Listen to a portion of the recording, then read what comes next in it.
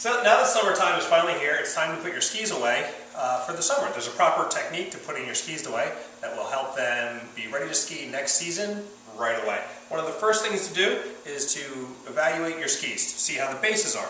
See if they're ground, nicked up anywhere, have some major chunks in them, or things like that. This ski here happens to be in very good condition. There's no real marks in it. A couple of small scratches from normal racing. Typically your normal everyday ski is going to show a little more wear and tear than this. The main thing to do at this point is to have the ski ground properly to make sure that the ski is nice and smooth and flat. So that really aids in the characteristics of how the ski skies. Alright, so we're just going to show you the quick basics of what we do here at Peak Performance to make sure that your ski is flat and ready to go. The first thing we're going to do is grind the ski to make sure that it is perfectly flat.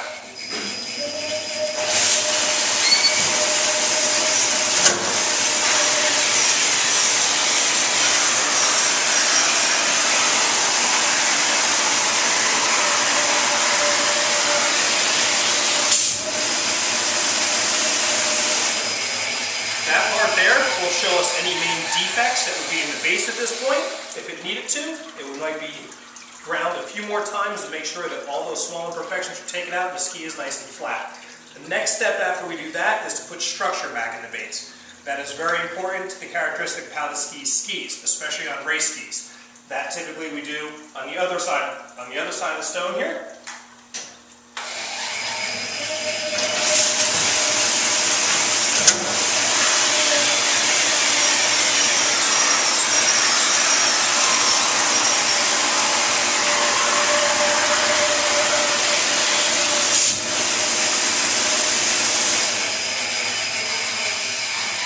That's how we finish up putting the pattern in the base or the structure, and we'll give you a close-up of that shortly.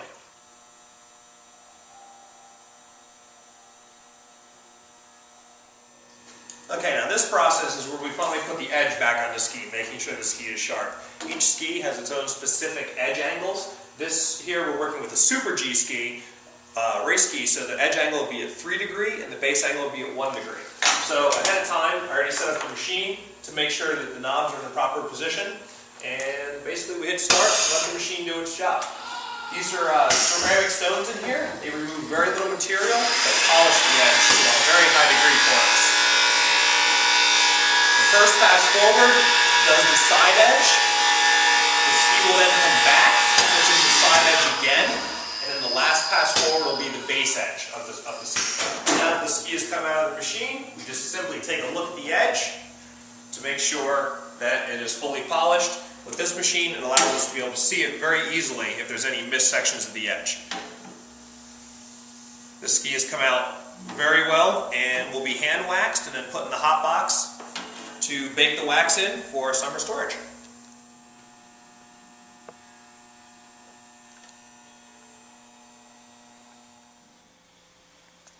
Just as proper wax selection is critical during the ski season, the ski performance is just as important for summer storage. You want to be sure to choose the proper wax for summer storage as you would during ski season. You don't want to choose a wax that is too hard, such as a CH4 or a CH6. It doesn't soak into the bases. You want to use some type of base prep material.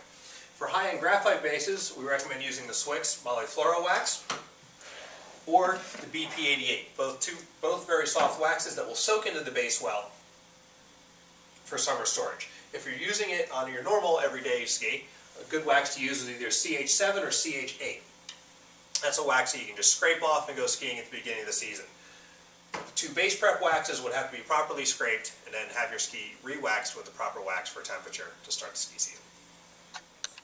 Alright, now the ski's been fully prepped, it's been through the stone grinder to put structure in the base and the edger to sharpen the ski. We're going to move on to waxing. You always want to wipe the ski off when you're done with all that, pick up any contaminants that might be left. We use the Swix Fiberline. Works very well to clean off anything that might be left behind from the tuning process. As you'll see, you always get some dirt left over. Thing now is to have a proper waxing iron. You do want to set the temperature on the iron to the specific wax you're using. Too low, it doesn't melt well. Too hot, you basically burn the wax and you ruin the wax. So that's a very important thing to be doing. Now we just want to drip some wax on the ski.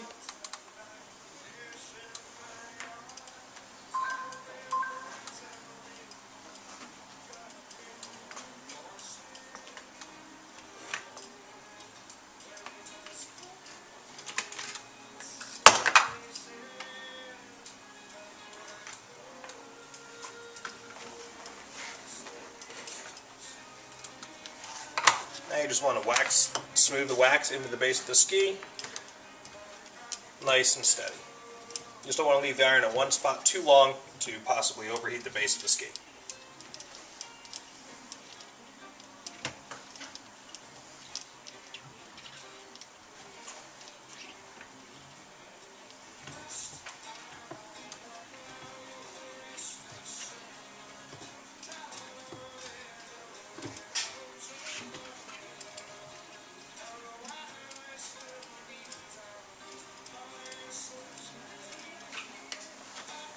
Always take a nice couple final passes down the ski one direction only.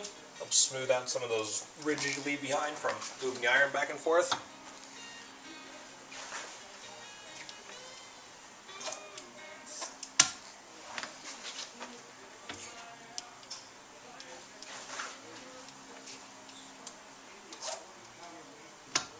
That's it. Your ski is now ready for summer storage. Let it cool all the way, put your straps on it, and put it away for the summer.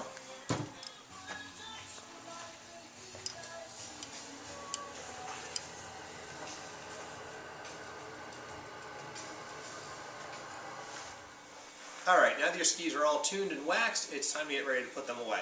Where you keep them is just as important as all the work you just did to get the skis ready.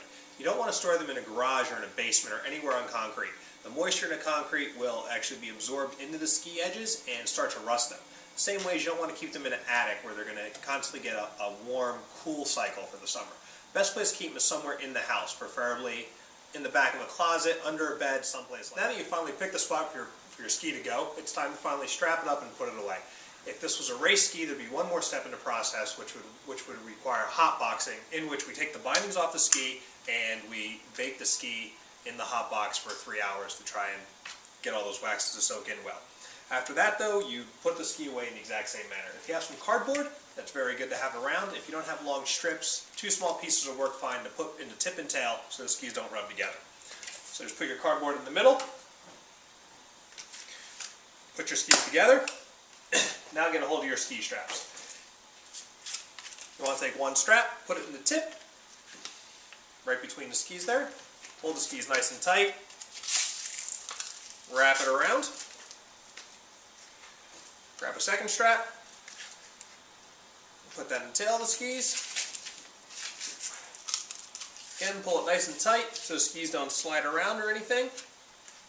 You're set to go. Alright, so our final step in this process for getting the ski prepped is going to be putting it in the hot box. Basically, it's kind of like a pizza oven for your skis.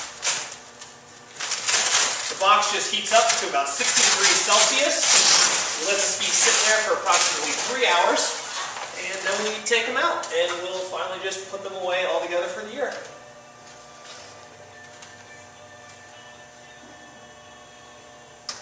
This allows the ski pores to open up well, absorb all that nice base prep material we put in there to help rejuvenate the bases, and that's it.